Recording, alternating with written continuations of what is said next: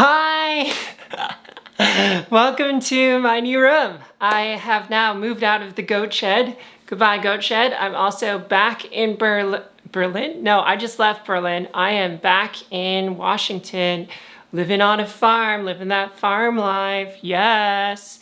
So I just wanted to welcome you to my new setup and talk about a little thing that I had a conversation with on lips and one's self-perception. So I kind of guess this is like a meta thing in thinking about your own personal development and what's going on. Do you know those feelings where you put yourself down when you see yourself in the mirror, or you don't feel complete in the way that you want to be? And so that you look at yourself or you pick yourself apart and you just don't feel as good as you wish you could. And maybe there's a little part of you in there that believes that you can be better and that you can have exactly what you're wanting and desiring, right? That's kind of what I want to talk about today. I want to kind of prod at that little part of your own self-reflection and who you are and finding out more about how you can grow. That's kind of what this channel is about. And if you're new, please like and subscribe and join the community, hit up the comments, and join our Discord at the Trans Club. So, let me just kind of put it in a way of thinking about one's own personal development. Let's frame this a little bit. So I think the negative self-talk, the stuff that kind of gets you in a place where you feel like you're putting yourself down, that exists, right? You have this negative self-talk, especially if you're transitioning and you're starting to think about yourself in relation to how other cis women or cis men look like you or how you don't look like them, right? You compare things like your shoulders, your rib cage, your face, your eyebrows, your bone structure. Like there's so much stuff to judge yourself now against, because this external world has defined this framework for what is acceptable within the acceptable range, as Dr. Kiyojampa, the surgeon who did my face, says, an acceptable range. And then there's the out of bounds acceptable range, where you look at that and it can cause you dysphoria, right?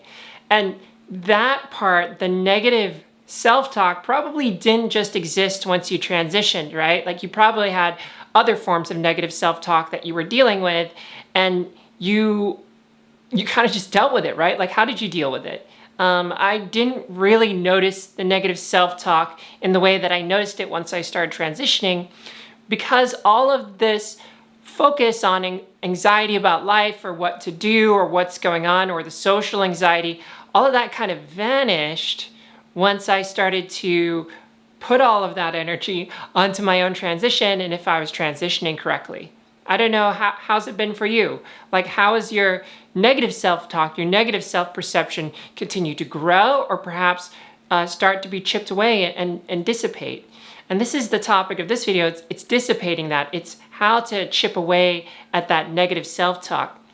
So this is the thing that I would love for you to reflect on and think about, and it's super important, is how do you let your negative self-talk affect how you actually see yourself, and what actions do you take?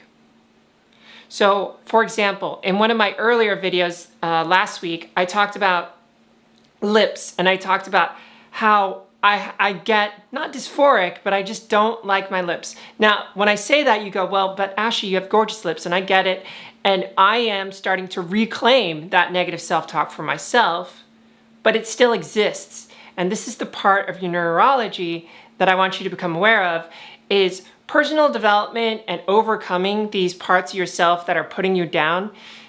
It may feel sometimes like you solved it and you get rid of it, but eventually it comes back, right?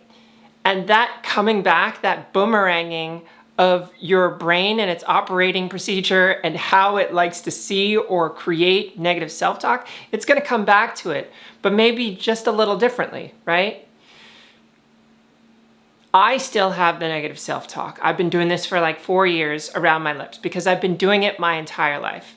It's kind of hard to rewire your brain in 4 years when you've been doing it for, I don't know, probably 20 or 30 years looking at my lips.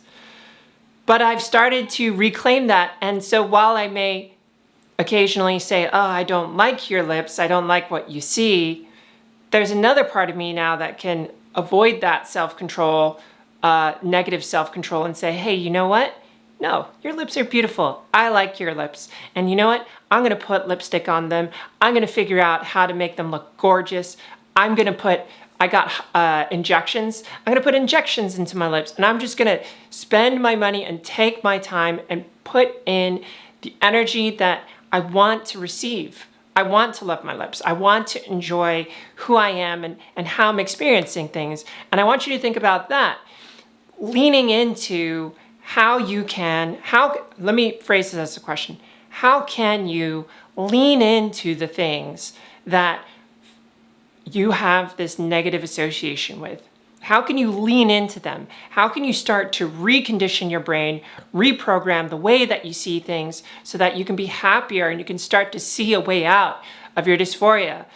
There are some things that may just feel impossible because we've put so much conditioning into our system of how we see ourselves. But I honestly believe you can uncondition and recondition yourself as much as you want. You just need to put in the effort and the time and patience. I don't have a lot of patience. I like to move fast. I don't know about you. How are you with your patience? Perhaps everyone has a little bit of short patience. So like, how can you continue to kind of get back on the saddle and go, okay, brain, we're retraining you. No, I hear that negativity, but I don't need to accept that negativity.